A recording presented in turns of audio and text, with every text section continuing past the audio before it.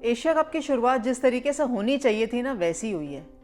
कैसे हुई है भाई? 2 मैच इतने बढ़िया हुए हैं, माना कि इंडिया पाकिस्तान के ऊपर जीत हासिल कर चुका है, लेकिन इंडिया और पाकिस्तान मैच से पहले एक और मैच खेला गया था, वो था यूएई और नेपाल के बीच में। और नेपाल ना पिछले कुछ 2 महीनों में बहुत सारी चीज़ें, attention in the field of cricket अपनी तरफ कर चुका है।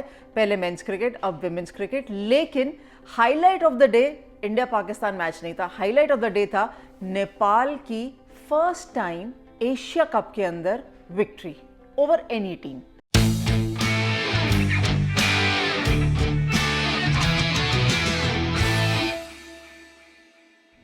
स्वागत है आपका डिफरेंट स्ट्रोक्स में। And highlight of the day यही था, that is first day of Asia cup.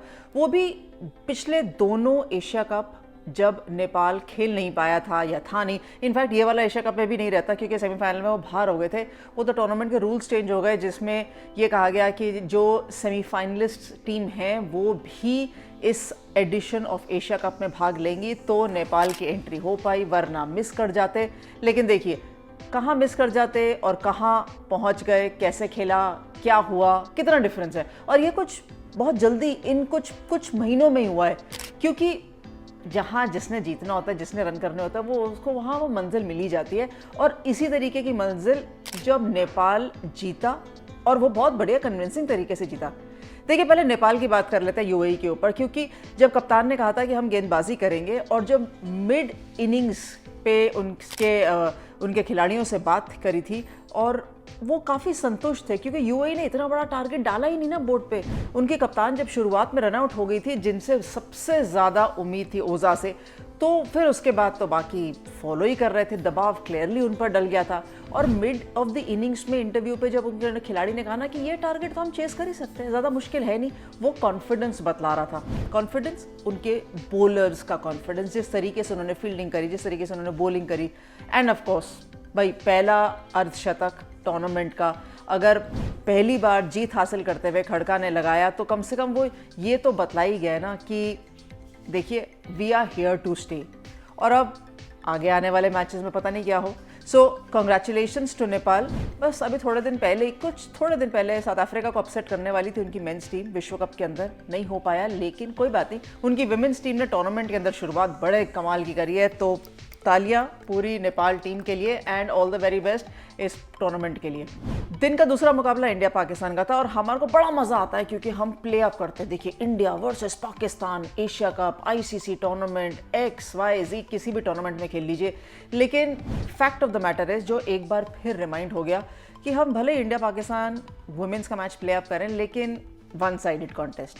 और तो मुझे तो लगता है, देखिए मैं एक बहुत बड़ी बात बोल रही हूँ, मुझे ऐसा लगता है कि इंडिया बहुत खराब खेलता है तब पाकिस्तान जीतता है। डांटिएगा मत, बुरा मत मानिएगा, लेकिन जिस तरीके का प्रदर्शन देखा मैंने एक बारी फिर से, मुझे लगा कि इतना अच्छा बैटिंग ऑर्डर होते वक्त भी बिल्कुल आइडिया नहीं है कि आप रन्स कैसे बन सकते हैं, कौन से खिलाड़ी कब कैपिटलाइज करेंगे, कब एक्सेलरेशन होगी, कैसे ओपनर्स डोमिनेट करेंगे, मिडल ऑर्डर खेलेगा।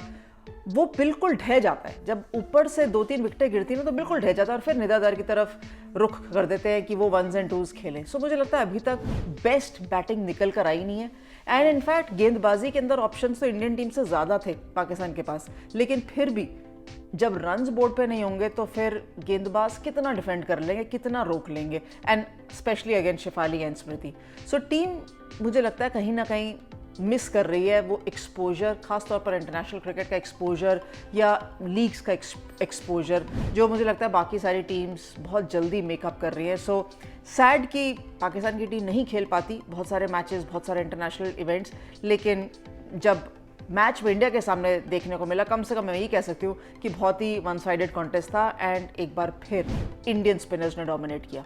Deepti Sharma player of the match ज़रूर मिला उनको, लेकिन जिस तरीके से गेंदबाजी शुरू हुई थी, फिर से 5 गेंदबाज, रेणुका सिंह ठाकुर, पूजा वासरकर फास्ट बॉलर्स, एंड 3 स्पिनर, जिसमें से 2 ऑफ स्पिनर है, श्रीलंका एंड दीप्ति शर्मा एंड राधा यादव। राधा को विकेट नहीं मिली, कोई बात नहीं, इतना ज़्यादा टेस्ट नहीं हुई, कोई बात नहीं, लेकिन 5 गेंदबाज, मुझे फिर भी लगता है कि we are a bowler short, ये मेरा मानना है। क्योंकि बैटिंग के अंदर जब देखते हैं ना, जब शेफाली और स्मृति ओपन करते हैं, तो नंबर 3 जब दयालन हेमलता आती है, तो मुझे फिर लगता है कि क्या ये बैटिंग ऑर्डर सही है। देखिए ये मेरा मानना है, मैं बार बार इस पॉइंट को यही डिफरेंट स्ट्रोक्स पे बोलती हूँ, लेकिन मुझे फिर भी लगता है कि जेमी या हरमन को नंबर 3 आना चाहिए और एक एक्स्ट्रा ऑलराउंडर या बॉलर इस टीम के अंदर खेलना चाहिए, चाहे वो अरुंधति रेड्डी हो, चाहे वो एक स्पिनर हो या जो भी हो।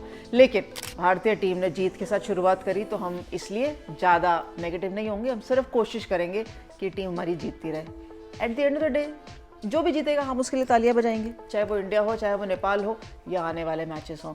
तो ये टूर्नामेंट बहुत इंटरेस्टिंग होने वाला है। खास तौर पर मेरी नज़र रहेगी बांग्लादेश और जी हाँ श्रीलंका के मैच के ऊपर। कोई बात नहीं, वो दूसरे पूल में है, कहीं ना कहीं तो मिलेंगे, लेकिन इंडिया का मुकाबला भी रहेगा ना, वो यूएई के साथ है, तो वो दोपहर का मुकाबला है। डजेंट मैटर, आज हम सिर्फ नेपाल की खुशी मनाएंगे क्योंकि उन्होंने अपनी पहली जीत हासिल करी है एशिया कप में। So congratulations to the entire team and congrats to India of course. Different strokes की यही तो खास बात है कि डिफरेंट टीमें जीतती हैं और डिफरेंट स्ट्रोक्स देखने को मिलते हैं।